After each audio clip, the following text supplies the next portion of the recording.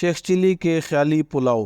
پیارے بچوں، شیخ چلی کا نام تو آپ نے یقیناً سنا ہوگا، اس کی کہانیاں پڑھ کر لطف اندوز بھی ہوئی ہوں گے۔ آج ہم اس کی حماقت سے بھرپور کہانی سناتے ہیں۔ کسی گاؤں میں ایک بڑھیا رہتی تھی جس کا ایک ہی بیٹا تھا جس کا نام چلی تھا۔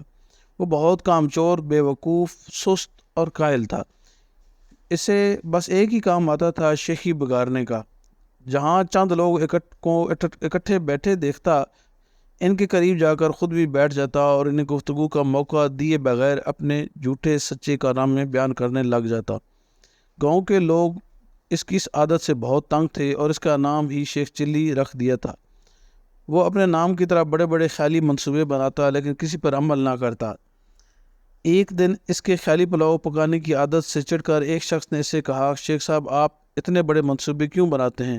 آپ نے ایک ہفتے بعد اس دنیا سے کوچ کر جانا ہے، اپنی موت کا خیال کریں۔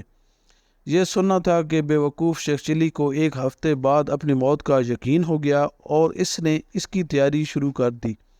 پہلے اس نے قبر کھدوائی اور اس میں جا کر لیٹ گیا۔ 6 دن گزر گئے، کچھ نہ ہوا۔ 7ویں روز شیخ چلی نے سوچا، یہ اس شخص کے بتائے ہوئے ایک ہفتے کا آخری دن ہے، شاید اب موت کا فرشتہ آنے والا ہے۔ وہ یہ سوچ ہی رہا تھا کہ اس کے کان میں آواز پڑی، اگر کوئی اللہ کا نیک بندہ انڈے کی ٹوکری میرے گھر پہنچا دے تو میں اسے اجرت میں ایک اشرفی دوں گا۔ شیخ چلی اشرفی کا نام سن کر قبر سے باہر نکل آیا اور انڈے کی ٹوکری اٹھا کر سر پر رکھ لی۔ یہ دیکھ کر ٹوکری کے مالک نے کہا، شیخ صاحب ذرا سنبھال کر لے کر جانا، انڈے ٹوٹنے نہ پائیں، ورنہ ایک دمڑی بھی نہیں دوں گا، الٹا ہرجانہ وصول کروں گا۔ شیخ چلی بڑے غور سے بولا، میاں صاحب میں شیخ چلی ہوں، کوئی جھوٹا موٹا شخص نہیں ہوں، پورا گاؤں مجھے جانتا ہے۔ یہ کہہ کر وہ انڈے کی ٹوکری لے کر چل پڑا۔ خیالی پکانے کی تو اس کی عادت تھی۔ سر پر انڈوں کی ٹوکری رکھ کر راستہ چلتے ہوئے اس کا ذہن بہک گیا اور لگا خیالی پلاؤ پکانے۔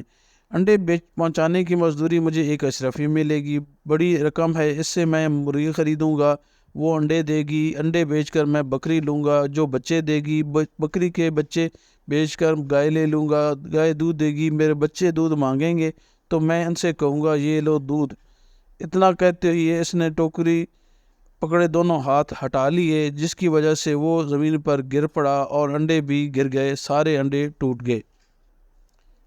انڈے کے مالک نے جب یہ منظر دیکھا تو وہ آو بکا کرتے ہوئے بولا، ہائے میرے انڈے۔ دوسری طرف شیخ چلی روتے ہوئے دعائی دے رہا تھا، ہائے میرے بچے۔ دونوں کی آہو زاری سن کر لوگ جمع ہو گئے اور شیخ چلی کی بات سن کر اس سے باور کرایا کہ تمہاری تو شادی بھی نہیں ہوئی، بچے کہاں سے آ گئے جو تم رو رہے ہو؟ ہاں، انڈوں کے مالک کا تم نے جو نقصان کیا ہے اس کا ہرجانہ تمہیں دینا پڑے گا۔